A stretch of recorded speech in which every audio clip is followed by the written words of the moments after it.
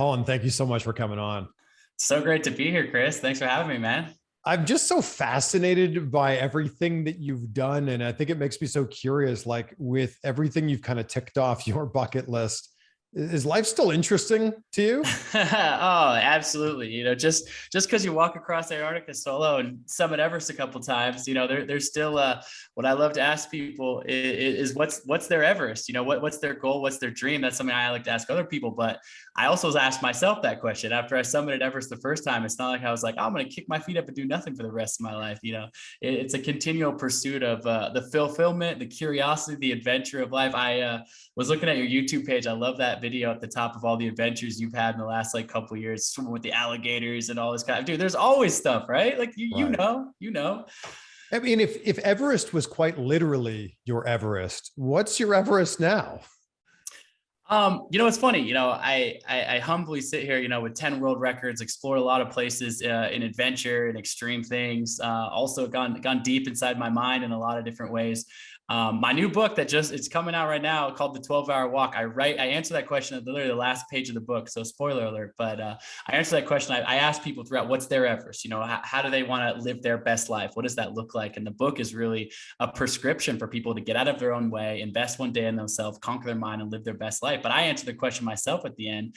And my answer to that question right now is my next Everest is actually to inspire 10 million people to take this 12-hour walk. Like what this book is, it's a book that'll change your life. But it's also a prescription. It's actually a challenge. It's an invitation for you to take one day. We could talk about how I came up with all this, but it's simple. It's for anyone, anywhere to take one day, put their phone on airplane mode, walk out their front door and spend 12 hours walking alone in silence. It might sound ridiculous, but in one day, I've seen this change people's life, unlock the most powerful mindset they've ever had, make shifts. And look, I know what you're probably thinking, some limiting beliefs are popping up and we'll talk about that, but it's meant to meet you where you're at. It's like 12 hours of walking, sure, that's hard if you're not in super great shape. But take as many breaks as you want, walk for an hour, take a break. My 77-year-old mother-in-law completed her 12-hour walk. And what that looked like for her was she walked one time around her block and then she sat on her front porch, but she maintained the solitude and silence for an hour. And then she did another lap around her block. So the 12-hour walk is even more of an exercise of the mind, the spirit, the perseverance, the grit. And what I like to say, we can unlock a possible mindset, an empowered way of thinking that unlocks a life of limitless possibilities. So long answer to your question, Chris, but my excitement, what is getting me fired up right now is to take what I've learned in this world of adventure and inspire people to take that adventure, unlock their own life, whatever that looks like, and reach the summits of their dreams. The thing though, Colin, is like just putting your phone in airplane mode for 12 hours. That's a huge accomplishment. Like the walking, not even being part of that. Exactly. We live, look, and it's not a vilification of technology overall, right? Like I love the internet. I love social media. I love, the things that you love as well, internet, Zoom calls, whatever. Like I like that because it's a way we can be connected to the world. Yeah. But I do feel like we're living in a time where we are constantly bombarded by external stimulus, right? Our phones are buzzing, our notifications, whatever. And it's not to say, hey, after this 12-hour walk, now become a monk. That's not part two, become a monk and delete everything forever. It's actually just saying like, we do need a reset sometimes. We do need this moment to get to know ourselves. I've asked so many people in researching this book and sharing it with the world, what's the longest time in the last 5 or 10 years where you've spent without any external stimulus? And I define this, okay, sleeping doesn't count. Anytime there's somebody else in the room you're talking to or you're interacting with someone, that resets the clock. Every time you look at your phone, the clock resets. Every time you listen to music, podcast, TV, whatever, any sort of external stimulus resets the clock. And the average, I'll ask you the question, Chris, but the average answer is like 30 minutes, maybe, an hour-ish. I mean, I went fishing last week and I guess I was talking to people, so that doesn't count. Yeah. It's rare. And what I realize is what I have found with the people that have done this walk. And like I said, my goal is to inspire 10 million people, but people are changed on the other side of it because it's a step outside the comfort zone. Funny enough, it's an accessible step. This costs nothing.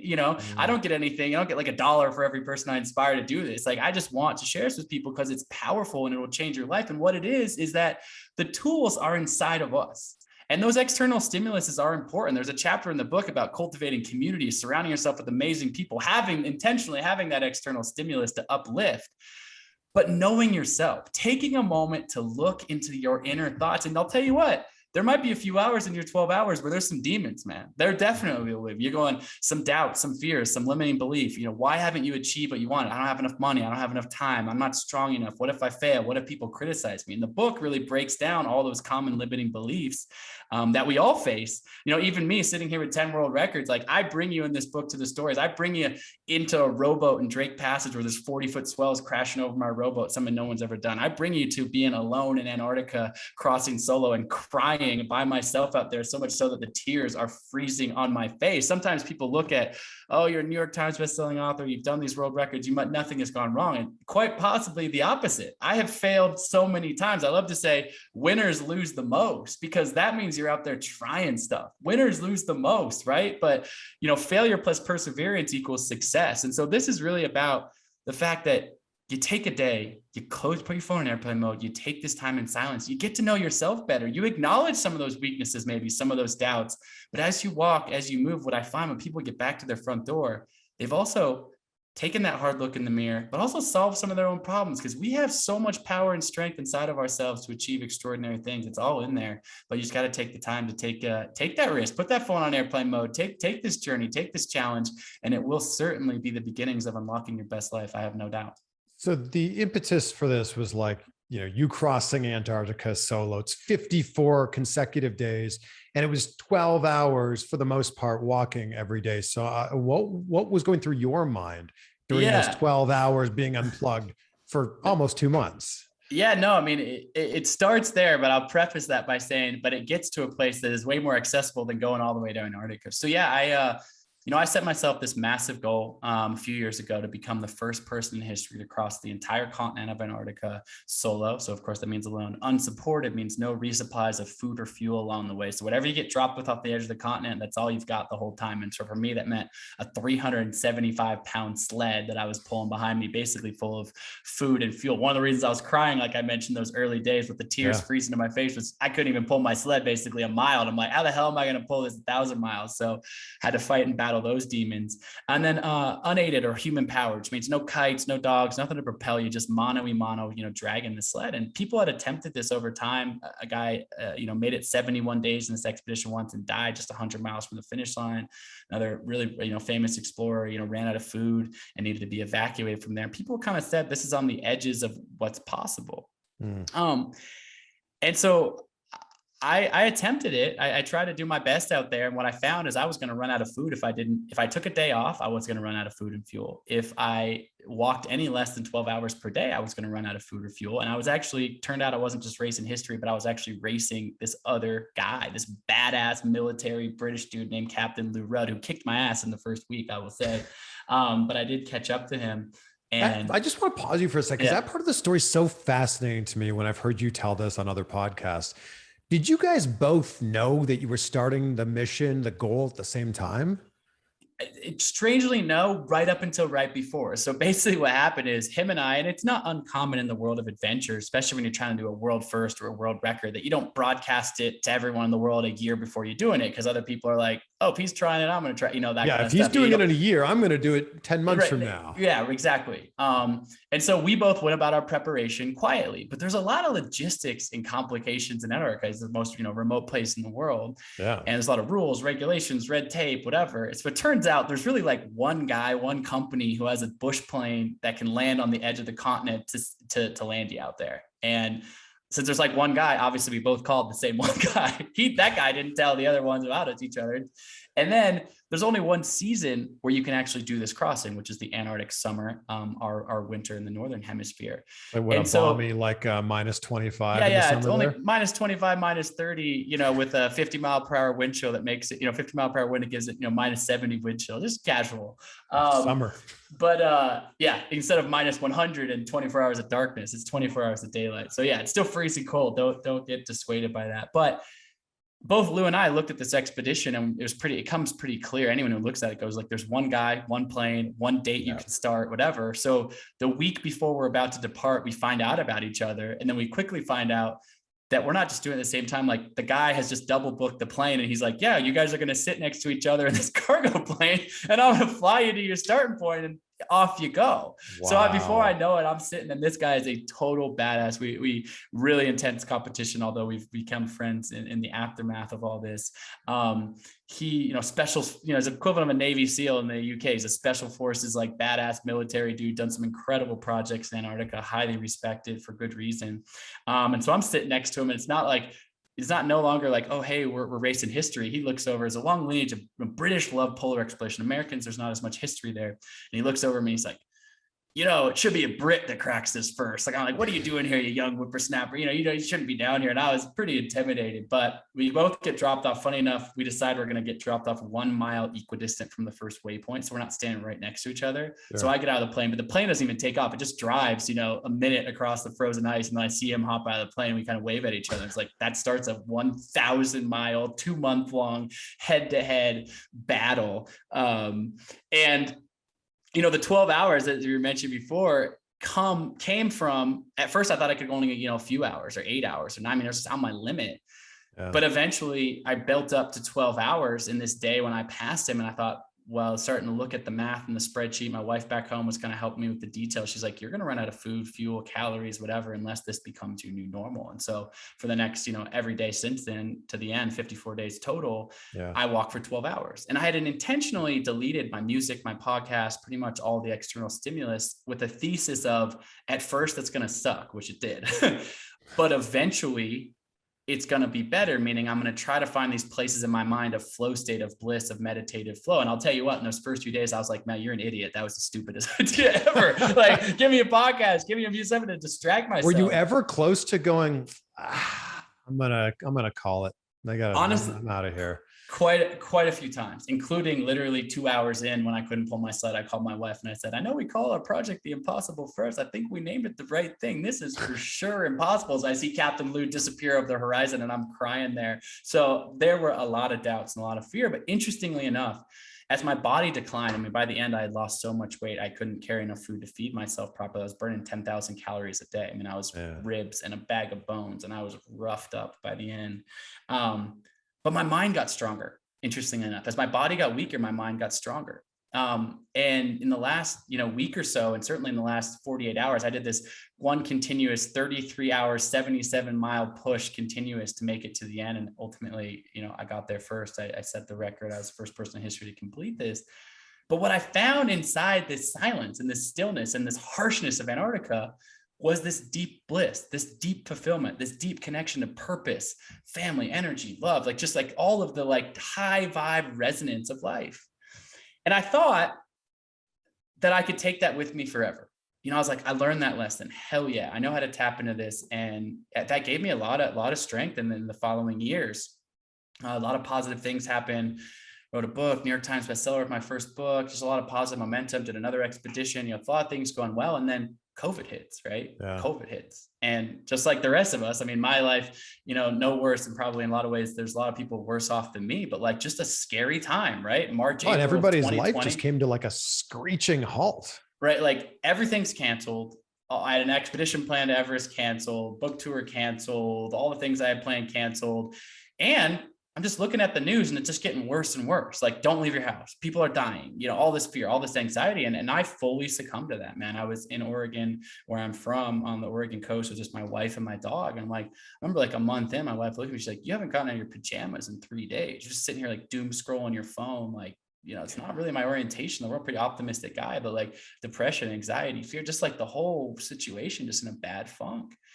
And so I say to her, she's like, kind of starting to think through, when was the last time you felt really filled up? When you felt peak moment, just good in your body, mind, soul. And I thought, it sounds ridiculous because Antarctica felt like it was trying to kill me the personify Antarctica as this place that's just trying to kill me every single day. But strangely, I was like, the last time I was just tapped in was when I was out there. Yeah. And so I said to my wife, I go, okay, this might sound ridiculous, but tomorrow, because I'm willing to try anything at this point to break this cycle of negativity during COVID, I'm going to go for a long walk. In fact, I'm going to go for a 12-hour walk alone in silence, like I did in Antarctica. And she just laughs at me because she knows all this crazy shit that I've done over there. She's like, all right, see it at sunset, basically. And I go out 20 minutes in, I'm walking on the Oregon coast and my phone buzzes in my pocket. And I'm instinctively pull my phone out of my pocket, who's texting me or whatever. And I kind of stop myself short. I'm like, I've been scrolling social media, doom scrolling the news, Zoom calling my parents, checking in and think they're okay. Like, what am I don't need my phone right now. And so I just like Yeah. phone on airplane mode. And I commit to it. I just commit in that moment. And it was a profound experience. I came back to my front door on the Oregon coast, and my wife, before I even said a word to her, she was like, "You're back. You're back." Like, she could just see it, the shift. And it was true. And so I thought, okay, whatever. I'm the guy who walked across Antarctica. I'm the guy who pulled, whatever, all, physical feats of, endurance and strength. Like, maybe this is some ridiculous thing that works for me. But as we all knew during that time, friends, family members, people struggling, right? You'd call your buddy and be like, yo, man, like, I'm not doing well. Like, and so I started just kind of offering this up to people, just kind of saying like, hey, this might sound ridiculous, but I tried this thing and it actually like really made a massive shift for me in one day. And people had, the time to do it. So before I knew it, I had all sorts of friends from different backgrounds. And even, like I said, my 77-year-old mother-in-law, like, young, old, rich, poor, it's just like all, every demographic, people trying this thing out, and every single person came back. Like I said, some people walked 5 miles, some people walked 50 miles, some people took a lot of breaks, some people didn't, but the effect, the silence, the stillness, the commitment to that was the same. And people are walking out the front door. I'm telling people like, well, if I'm in Manhattan, I can't possibly. No. Doesn't matter if there's cars driving past you or other people walking the street. You're committing to silence. You're committing to your own silence. You're not talking to everyone that's walking down the street, but you're in silence. You can do this literally anywhere out your front door, big city, small city, trail, road. It doesn't matter. And so this book at its core, it'll excite you. There's a nice review that came out recently that said, whether you're looking for adrenaline-seeking storytelling, edge-of-your-seat adventure, or personal development, or a combination of both, there's something in this book for everyone. So it's not seriously some academic textbook that kind of is going to bore you to sleep, but it is about this call to action, and it's ultimately about mindset. It's ultimately about the 10 most common limiting beliefs that we all face. Like I said, I don't have enough money. I don't have enough time. What if I fail? What if people criticize me? And breaking that down and empowering people to what I call a possible mindset. I believe that all of us have this ability and an empowered way of thinking that unlocks a life of limitless possibilities.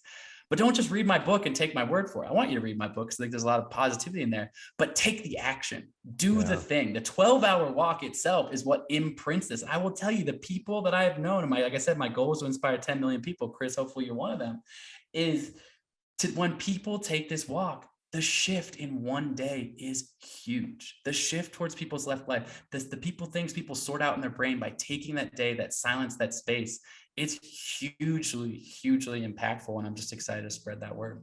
I think the thing that's so great about it is it's within reach, because I think a lot of people will look at you and, see all the accomplishments you've had, like walking across Antarctica or climbing the tallest peaks in the world. Or they'll look at someone like Tom Brady with 7 Super Bowl rings, and they don't see all of everything along the path to get there. They just see the finished product. I love that this is attainable. You could literally start this right now. Your, minute 1 of your 12-hour walk could begin right now. Then I also think about the idea of like, well, if you've accomplished that, what else could you accomplish in your life that you're not allowing yourself to do? 100%. And that's the power of the 12-hour walk. It proves to you this inner strength, this, what's interesting that I found, and what the book is about. I love what you say about, the Tom Brady Super Bowl example. I don't consider myself a Tom Brady, that's for sure. But I've had some success. What the book breaks down is I bring you through these rich storytelling that, that the edge of K2 in the middle of winter in Pakistan, where, unfortunately I lost some friends in a climbing accident, or this rowboat in the middle of Drake Passage, this crazy ocean, or, Antarctica solo, various other things.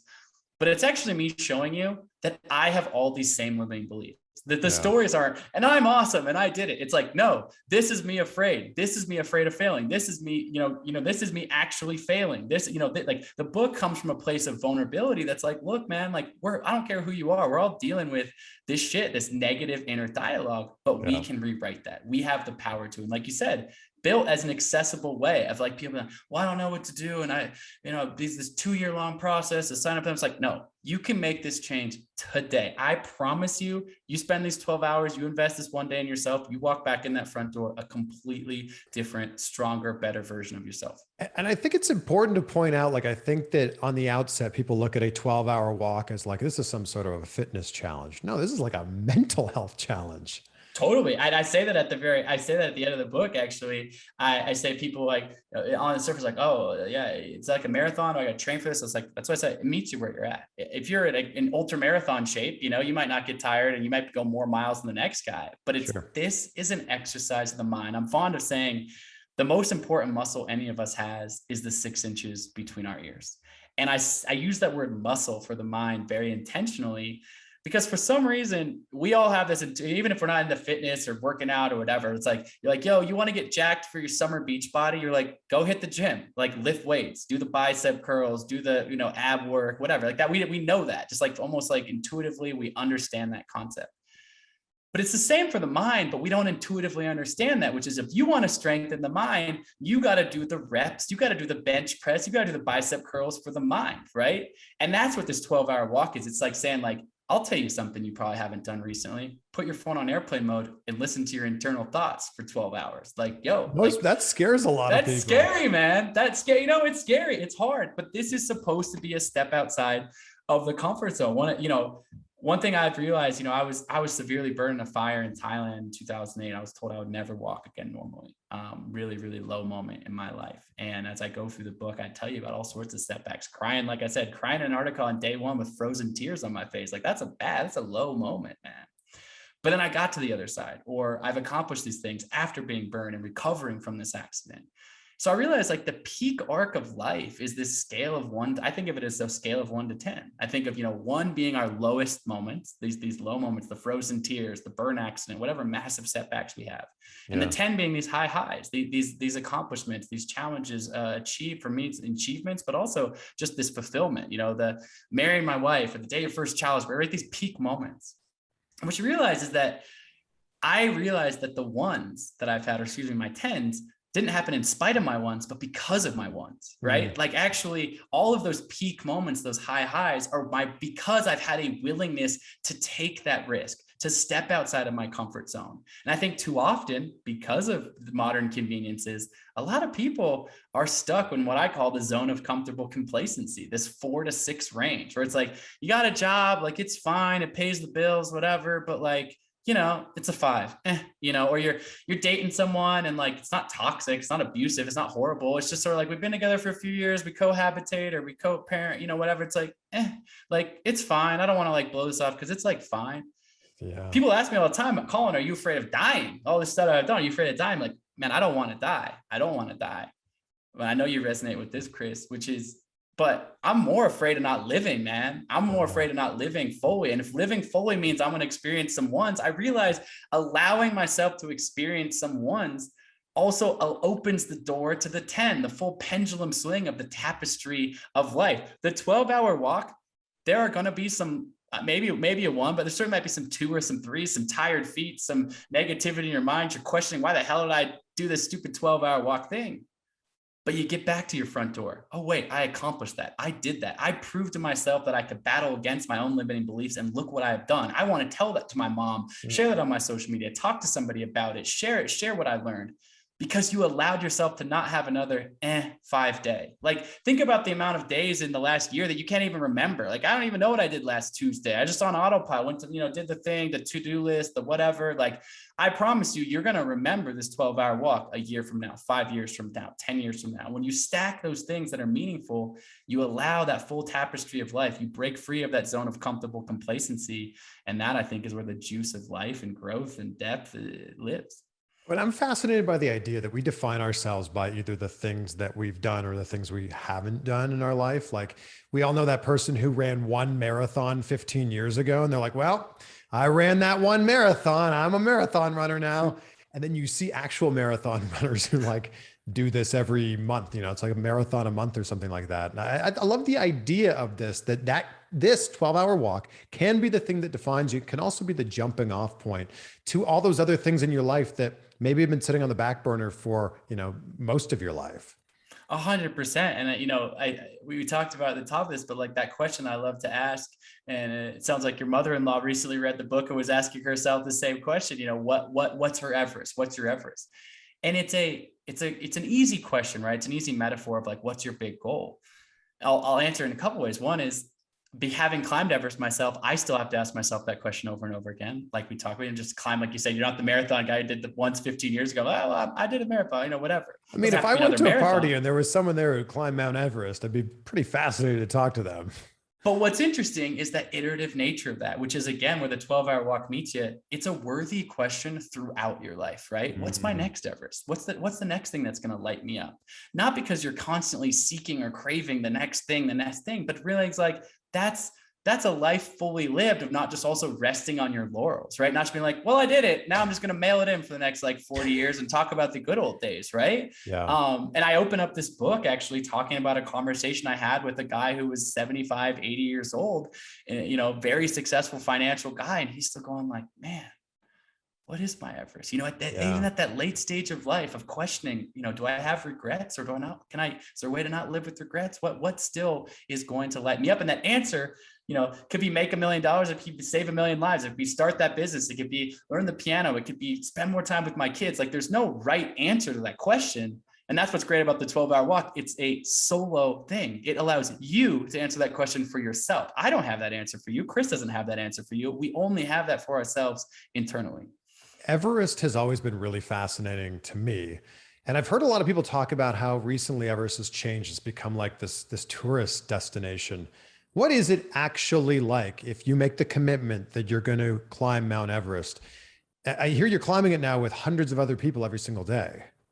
So that is unfortunately a misnomer that's sort of been passed down based on one picture that got taken back in, I think it was 2018 and 2019 by a really incredible climber, Nims, who did this incredible world record project over there.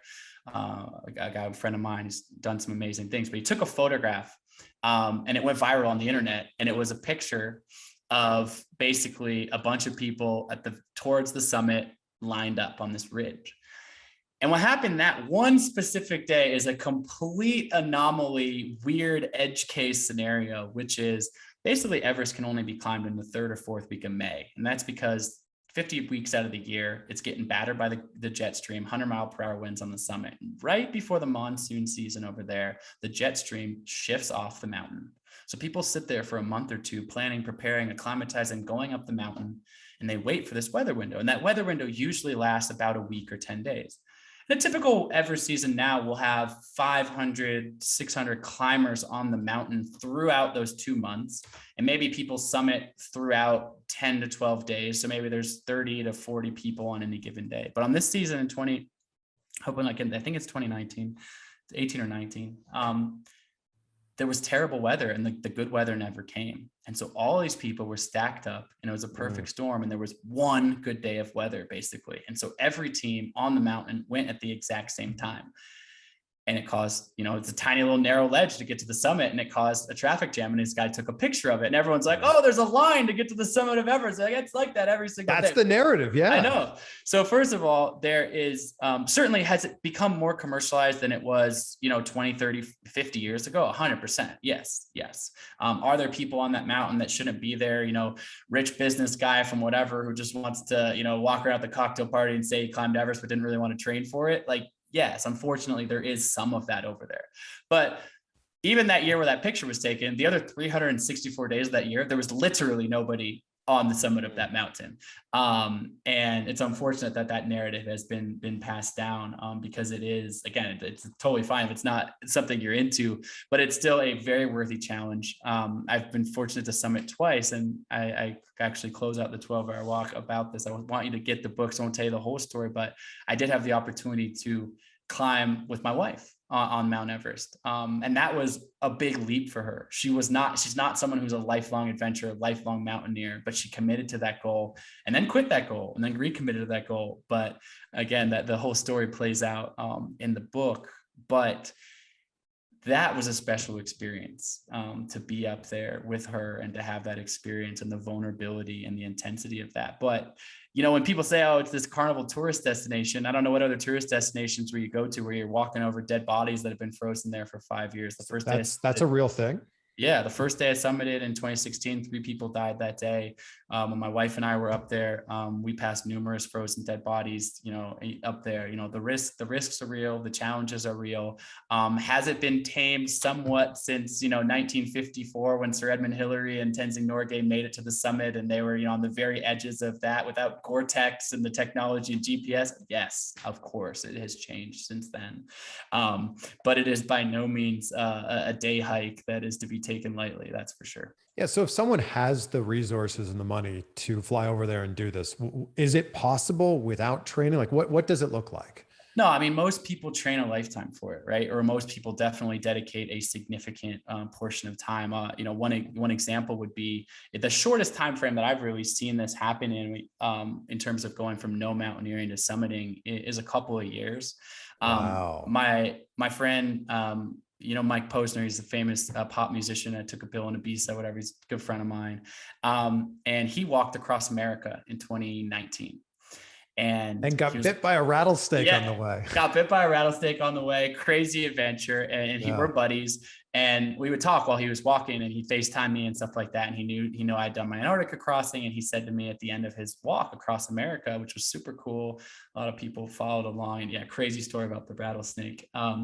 He said, Colin, I've been walking across, and he walked on roads, right? He goes, but I've been looking up at the mountains this whole time and realizing I've spent no time in mountains. I'm down here on these roads. Like, I want to go up to the top of a mountain. And obviously we're good buddies. And I said, well, if you fly up to Portland after your walk, I'll take you up Mount Hood, which is the tallest mountain in Oregon. It's a mountain I learned to climb on. And it's a great mountain for learning how to mountaineer because it requires ice axe, it requires crampons, it requires some technical proficiency.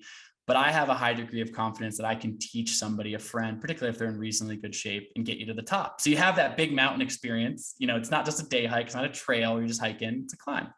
And so I take him up there, and it's just me and Posner at sunrise. And he just is just elated. He's just lit up. Talk about a 10 moment for both of us. But his people that follow him on Instagram, it's just his stoke is so high. Like, he was like, oh my God, man, this is freaking amazing. Like, I wanted the mountains. It's incredible.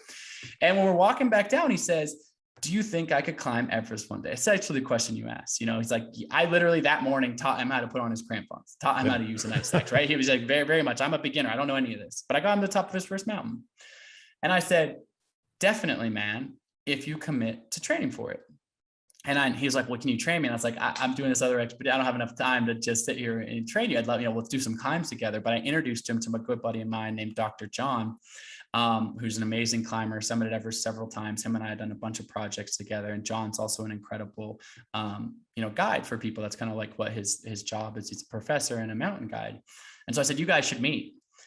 Didn't expect this to happen, but Posner flies to his house 5 days later. They climb a mountain in Colorado, and very quickly Posner says, I'm putting my music career more or less on hold. Wow. And I'm going to commit to training for Everest for the next 18 months.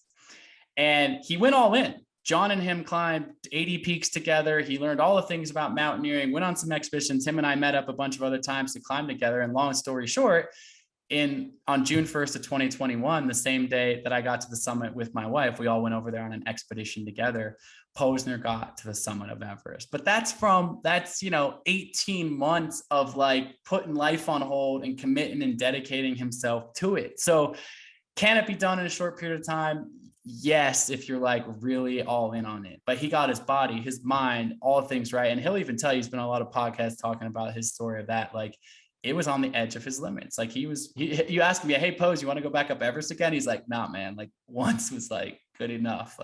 He's just like, glad I did it. Don't need to ever do it again. Wow. So it's not a day hike, that's for sure. But it's how many days does it take?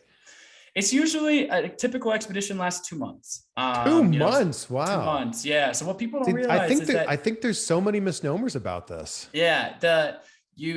You got to go over there. So the thing about the human body, right, is if I dropped you off on the summit of Everest, Chris, right now, I had a magic helicopter and drop you off on the summit of Everest, you would survive for like about a minute before passing out because you're sitting at sea level, your body's not acclimatized, you would feel like there was no oxygen and you'd pass out.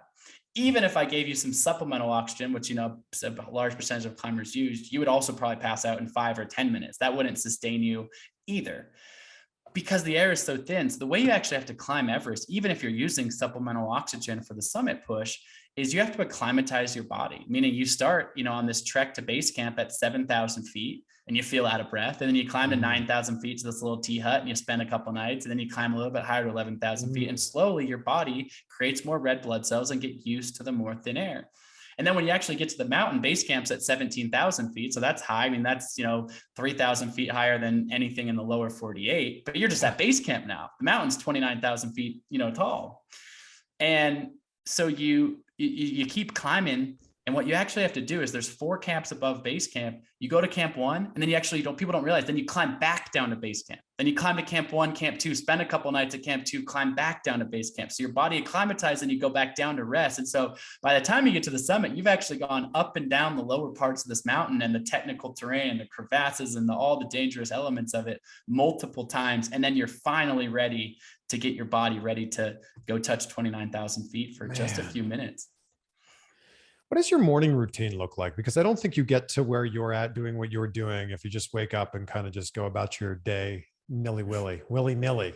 Oh, it's a great question. I as many people have said, and certainly lots of podcasts, and the morning is a time of day that I think we can own the best, right? It's kind of before whatever is going to pull you in a million direct, this email, this thing comes in, this responsibility, this, that, the other thing.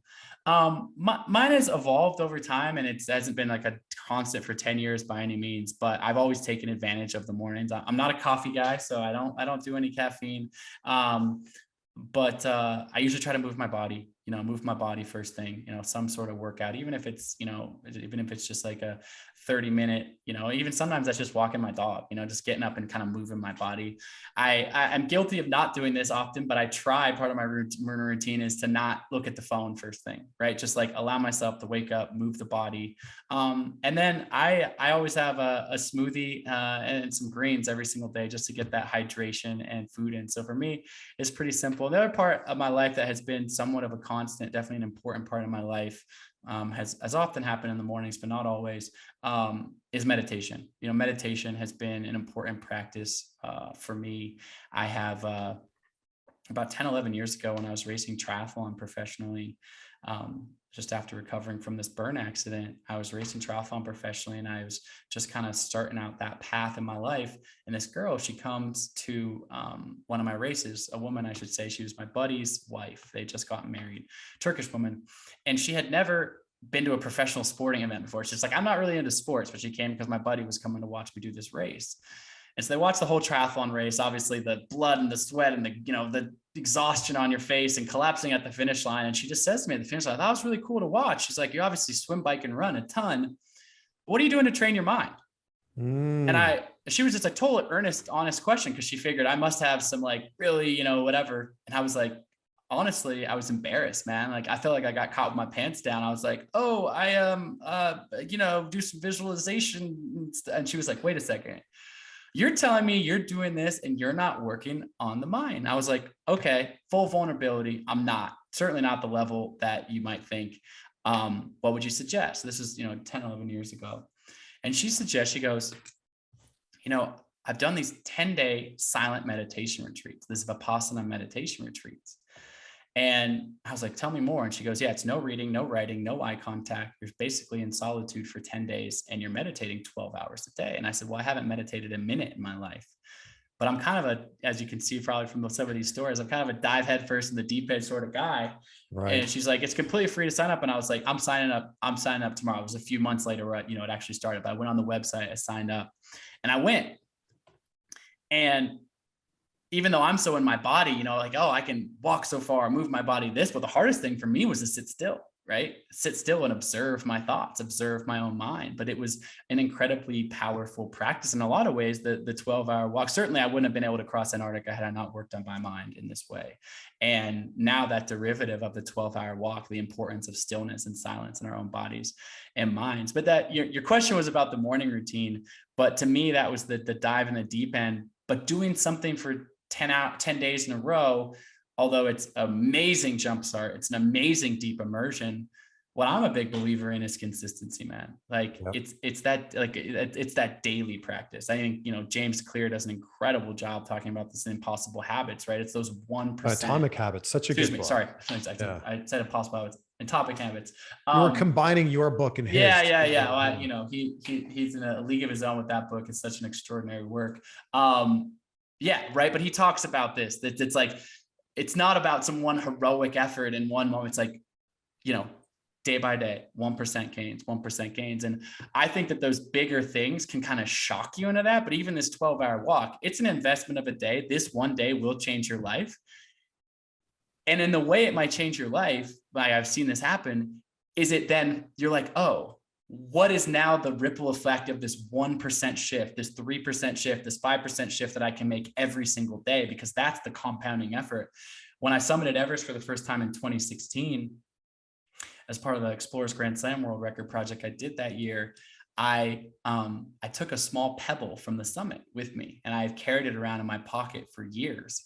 And the reason I carried it around is just as a personal symbol and a personal reminder that even Mount Everest, the biggest, baddest mountain in the world, is actually just a bunch of tiny little pebbles, a bunch of small rocks stacked on top of each other, like millions of steps, tiny little steps leading to the summit. And that's in the same essence as we're talking about here, which is like just a reminder of like, set the big goal, figure out what your Everest is. And that is a huge anchor for me. But then don't get overwhelmed by, oh, the process is so far, it's so hard, I'm never going to reach that. It's like, what can I do today? What 1% thing can I learn about and just get a little bit further to master my mind, my body, my soul, to get me 1%, 1/10 of 1% closer to actually reaching that summit? And that's how you get there. And one of the things I want to key in on here that you're talking about is like, you need to make the commitment that you're actually doing this, because it's, without that date circled on your calendar, without actually signing up, without actually putting a deposit down, whatever the thing happens to be, it's so easy to put it off for tomorrow and then next week and then next month,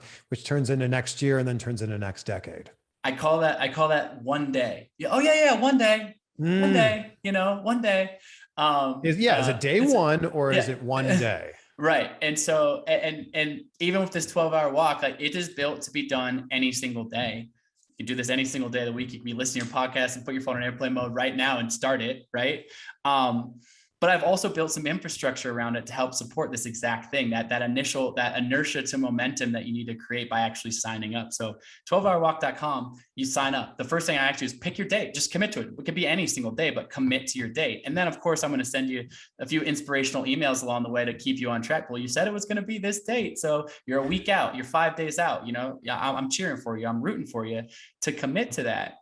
And then the other thing I've done, which is fun in this moment, which is on September 10th, the book comes out on August 2nd, but on September 10th, I'm inviting mass participation. You're still doing the walk alone. You're still doing it from your front door or wherever you are. But there are already thousands of people signed up on September 10th doing this walk all around the world. And I've got an app that puts your phone in airplane mode, but actually allows you to track yourself. So you know where you've gone, you know how far you've gone. I've solved that problem for you. It's like, yeah, wait, but I get lost, so I need my phone. Yep, great. This is going to track you, but your phone's still in airplane mode, and you'll know how far you've gone. You won't get lost. So I've solved that for you with the 12-hour walk app. But on September 10th, I'm inviting mass participation, because it's that accountability. Well, when will I do this? It's like, if you're struggling, I encourage you to do it on any day. But if you're struggling to pick a day, here's a date for you. I'm going to walk on September 10th. All sorts of people around the world are going to walk on September 10th. Accountability is powerful. And another way that I inspire people to think about accountability, even though this is technically a solo mission, is maybe September 10th doesn't work for you, but you got a buddy, a best friend, a spouse, a neighbor, your sister, brother, whatever. You're like, hey, I want to do this 12-hour walk thing. I need a little bit of accountability. I'm going to call 2 of my friends, and we're all going to look at our calendar, and we're going to go, okay, 3 Saturdays from now, circle it in. We're doing the 12-hour walk. And that still means that at 6 a.m. or whatever sunrise is the beginning of your day, you text each other and you say, are you at your front door? Yeah, man, I'm at my front door. You at your front door? Yeah, man, I'm at my front door. Okay, cool. Phone's going in airplane mode. And maybe you're meeting up for dinner that night, or you're FaceTiming each other, you're connecting, but it's the same thing. You go on a 12-hour walk by yourself, but you're empowered knowing on hour 3, hour 4, when it's hard. I wonder how my brothers feel. Oh, God, I don't want to give up, because he's going to ask me how my walk went, and I'm going to have to show him my track on my app or whatever that is. And so there's a lot of ways to do this with accountability. And I think that that's important that you point that out, Chris. It's just like, that is a great motivator. I've been motivated by great training partners, my wife, my mom, people that have my back, and having that accountability is huge. So although this is a solo mission, I also think of, when I think about the 10 million people doing this, I think about community. I think about like-minded people doing a similar thing at a similar time because they have desire to grow and fulfill, their wildest dreams. I think so much of this is, people have limiting beliefs. People think that they live within this box that they've created for themselves. Obviously, doing the 12-hour walk is one way of getting out of that. What do you think are like 3 ways in total? We'll use the 12-hour walk as number 1, but what are 2 other ways people can get out of their own head about these limiting beliefs they have for themselves? One of the reasons that, it's certainly not my own term, limiting beliefs. Lots of people have said it, right? But the reason I love that terminology is the word belief. Like, these aren't facts. These aren't truths. These aren't limiting truths about your life. These are limiting beliefs, right? And beliefs can be rewritten. That story can be written. I am such a firm believer that we are the stories that we tell ourselves. We are the stories that we tell ourselves. You get to choose what that story is. And don't get me wrong, I'm sitting alone in my tent in Antarctica. My tent was full of all my angels and demons, all the, hey, Colin, you're an idiot. Why the hell did you ever come out here? This is the worst idea ever. And you got to battle against that sometimes. But, how do we overwrite them? Yeah, number 1, I think the 12-hour walk is a great way. Hence why I wrote the book about it. But there's all sorts of other ways. It's that, it's like what I said. I'll come back to a little bit of what I said before, which is taking that mind to the gym. And there's all sorts of, Eastern practices like a yoga or like a meditation. There's moving your body and working out. There's stretching yourself. But I think it all does come back to committing to something outside of that 4 and 6 range, right? That 4 and 6 range, something that's going to push you outside that comfort zone a little bit. It can be any number of things. 12-hour walk is one of them, right? And that is where you have to dare to take that risk, to dare to be uncomfortable. And we're talking about this in a physical, mental context, but there's an infinite amount of ways to put this. And what might be in my comfort zone might be outside of yours, and vice versa, right? This is a personal thing. But I think it is about looking at life in a way. The other way is that I'll say that I'm really fond of thinking about is framing the world around the difference between scarcity and abundance. Money is a big topic. When I pulled my Instagram audience, when I was thinking about writing this book, I said, what's the number 1 thing holding you back from living your best life? And the number 1 response by far and above is, I don't have enough money. And I'm not saying you don't have to work hard for it, you figure it out, be creative and all this kind of stuff. But there's this couple of these common phrases like, hey, money doesn't grow on trees, or, this kind of stuff that just boxes you into being like, I could never have that. That's for other people. Yeah, and money is the root of all evil. Yeah, the root of all evil, things like that, right? And the truth of the matter is, when people look at this stuff and they think, oh, that's really cool, you went to Antarctica and done all these things. That's awesome that you have a trust fund, you can do whatever the hell you want. Like, that couldn't be further from the truth, right? Like, I grew up very poor, didn't have a lot. But I had parents that said, you can achieve anything you set your mind to, ultimately instilling that possible mindset. As that relates to one of the most common limiting beliefs, money, is you could say, when I dreamed up this first world record Explorers Grand Slam project, my wife and I had like no money, and it was going to cost $500 grand. Like there's like pretty much a 0% chance we could pull it off. We're like, but what do we have? The scarcity mindset says, I've got a few $1,000s in the bank, and I'm never going to have $500,000 to go try this mountaineering project around the world. Like, that's just fucking ridiculous, right? But the abundance mindset says, I don't have this right now, but what assets do I have? They can be anything. It was like, okay, I have an internet connection. I have Google. There's a couple of random people that I know that I could email to ask them if they'd have coffee with me to talk to me about brand sponsorship or marketing, or we wanted to start a nonprofit at this point. We had no idea how to start that. The point being is, the scarcity mindset tells you all things you can't do, but that shift, that actually just looking in your moment, not trying to sugarcoat it, not trying to say you have more than you don't, but being like, what do I have right now that is an asset towards building towards what I want? And in that sense, it's crazy how much abundance that can open up. And this isn't a silver bullet. This isn't like a get rich quick, like kind of scheme, right? But this is a framing of a mind, of this limiting belief. And as you see that abundance, what you've created, Chris, all the adventures you've gone on, all the success that you've had, it's from, there was a moment in your life where you're like, am I going to live a life like everyone else? Or am I going to look at this life of abundance? What else can I create? What other value can I create out in the world? What other interesting people can I encounter? What other people can I, rub shoulders up against that are going to inspire me? Well, who can I inspire likewise? When you start seeing the world that way, it starts generating this energy, this effect, this abundance. And some of that abundance, like I said, is defined by money, but that's almost a crude way to think about it. It's just an abundance beyond that, abundance of experience, abundance of depth, abundance of fulfillment.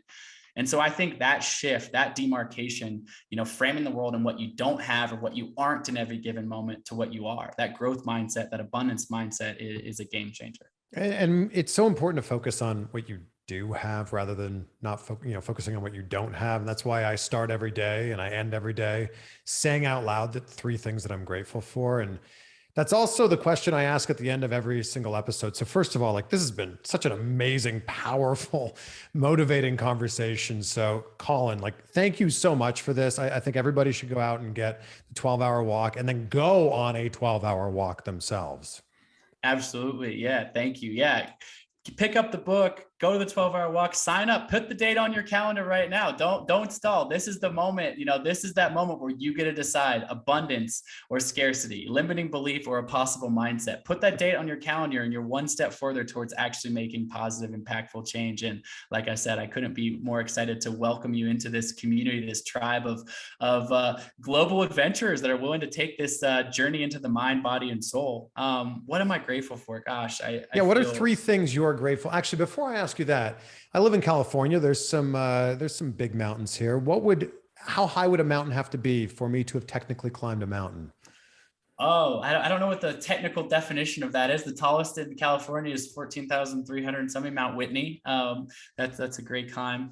I don't know what I grew up next to this place in Portland, Oregon called Mount Tabor. It was like a park, but it was technically an old volcano. It's actually in the city of Portland. And I only think that's about 700-800 feet. And I think they call that a mountain. So well, I guess I've been to some peaks where there's that, that thing that's the survey mark. Exactly. Yes. Well, so as small divergence, I know we're wrapping up here, but I did a world record where I climbed the tallest peak in each of the 50 US states. And I did the record. I set what was it in Florida, 300 feet? That's what I was about to say. So I did it in 21 days. I did all 50 peaks in 21 days. You've got Denali in Alaska, a big badass mountain. You've got Mount Whitney in California. You've got mountains in Wyoming and Montana, big, hard, challenging technical mountains. And then you've got Britton Hill in Florida, which is in the panhandle of Florida near the Georgia border. And it's a 350-foot grassy hill next to a parking lot. So if you're in Florida, a mountain looks like that. If you're in Alaska, it looks like Denali. Anything in between. So I've seen them all. So we'll wrap this up. What are three things that you're grateful for in your life right now, Colin? I'm just going to go, Rorschach style, what pops in the head first. There's so many things to be grateful for. First and foremost, my wife. My name is on the front of these books and my world records and stuff like that, but we've been together for 15 years. We met very young. I inscribed the book. It said, Jenna B, the love of my life, the keeper of my memories. I wouldn't be who I am. She's not just my loving wife, but she is co-conspirator, co-dreamer, business partner, just all of the things. And my life is so much better with her in it. Second of all, health. I've had ups and downs. I've had injuries. I've been in a wheelchair being told I would never walk again. And that has instilled a depth of gratitude for every day that I can get up. And not that I don't have my aches and pains as I get a little bit older here and there, but health. I've talked to some of the wealthiest people in the world, and they'll tell you, if I have a cold or if I have strep throat or COVID or whatever that is, that doesn't matter that I have $1 billion in my bank account. I want to not have a cold. Right. Mm-hmm. And so I have deep gratitude for that. And then I'd say, God, I could go on and on, but just limiting it to three, the next thing that popped in my mind is community. I am blessed with great community and great friends. And I think that there is nothing more powerful as you reflect on a life well lived of the people you surround yourself with. And that's not just people who are giving you something, but people that you're supporting and loving through all of the ups and downs, that community, that belonging, that friendship, that family. I feel fortunate to have a lot of that in abundance in my life. Three great things. Fantastic conversation. Thank you so much for coming on. My pleasure. Thanks for having me. So great.